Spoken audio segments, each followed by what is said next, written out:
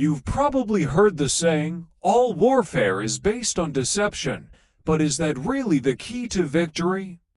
Let's dive in and find out. Sun Tzu wrote, "When near, make it appear that you are far away. When far away, that you are near." This is what we call strategic deception. The core idea is to catch your enemy off guard.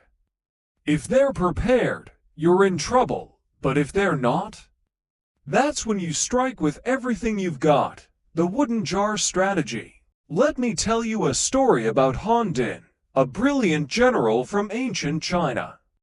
During a crucial battle, Han Din found himself on one side of a river with only 100 boats at his disposal. What did he do? Every day, he made a big show of preparing to cross the river, keeping the enemy on high alert.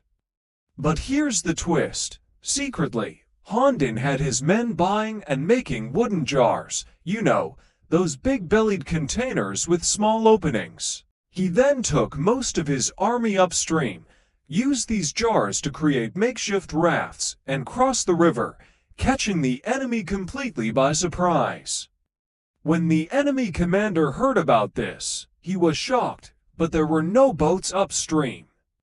He couldn't fathom that Han Din had found an alternative solution. No boats doesn't mean no way to cross. The real versus the fake. Now, you might be thinking, wow, that's clever.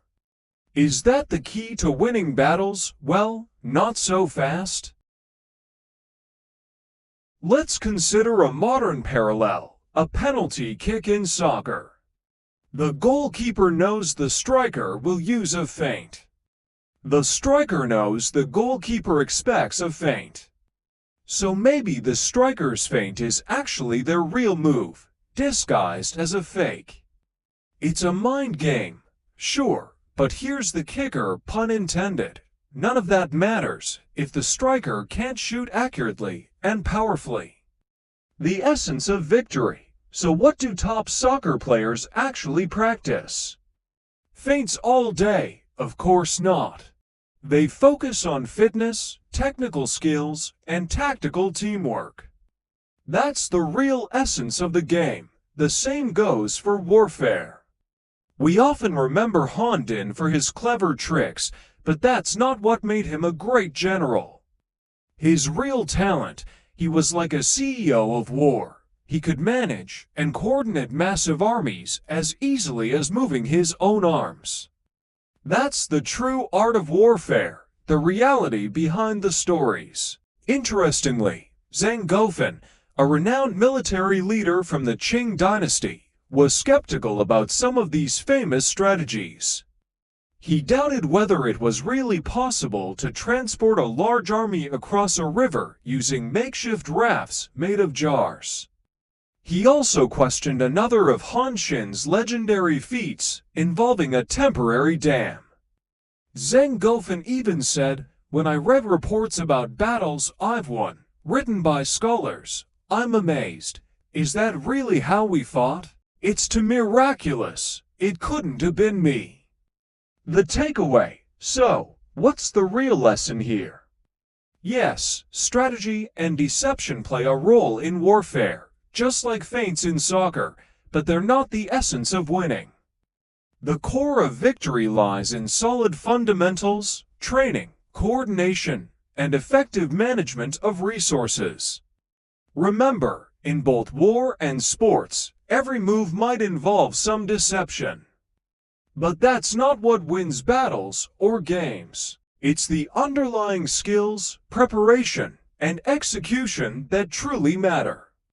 Next time you hear about a clever military strategy or a tricky sports play, ask yourself, what's really behind that success? Chances are, it's not just the trick itself, but years of hard work and solid fundamentals. Now, let's get to the real meat of leadership. What's the number one thing that can make or break a leader? It might surprise you. It's not intelligence, it's not courage, it's the ability to resist temptation. Sun Tzu wrote, "Lure them with gains, then take advantage of their disorder. Sounds clever, right? But here's the twist. This isn't just about tricking your enemy. It's a warning about human nature itself. The trap of greed. Let me tell you a story about Li Mu, an ancient Chinese general. He faced a seemingly unbeatable enemy, the Xiongnu nomads. What did he do? For 10 years, yes, 10 whole years, he just waited. He fortified his defenses and cleared the lands. No battles, no glory, just patience. Now, imagine being a soldier in his army. You're well-fed, well-trained, itching for a fight. On the other side, the Xiongnu are getting desperate. They haven't had a good raid in a decade. That's when Li Mu sprung his trap. He sent out herds of livestock, deliberately looking vulnerable. The Xiongnu couldn't resist. They attacked, thinking they'd hit the jackpot. Instead, they ran right into Li Mu's perfectly prepared army. The result, a crushing defeat that kept the Xiongnu away for years. The Three Commandments. Now, here's where it gets really interesting. There's an ancient Chinese saying, those who achieve greatness follow 3 commandments. Want to guess what they are? 1. Don't be greedy. 2. Don't be angry. 3. Don't be impatient. Sounds simple, right? But here's the kicker: greed is number 1 for a reason. The greed trap.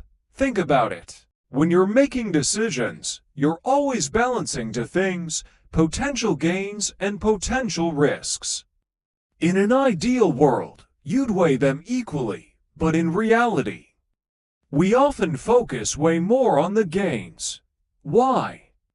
Because gains are right there, shiny and tempting.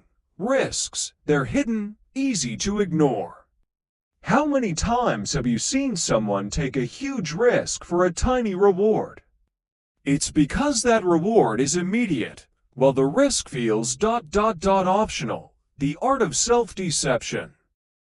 Here's the real kicker: the most dangerous person who can deceive you is yourself. Every scam, every trap, every bad decision starts with greed.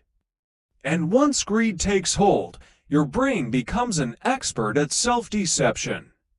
You see an opportunity, and suddenly your mind is racing. It'll be fine. What's the worst that could happen? Everyone else is doing it. Sound familiar? The takeaway.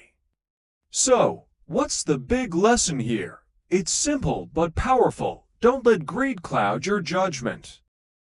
Next time you're faced with a tempting opportunity, take a step back. Ask yourself, am I seeing this clearly, or am I just seeing what I want to see? Remember, the greatest leaders aren't just masters of strategy, they're masters of self-control. In the end, the most important battle isn't against your enemies. It's against your own desires. Win that battle, and you're well on your way to true leadership.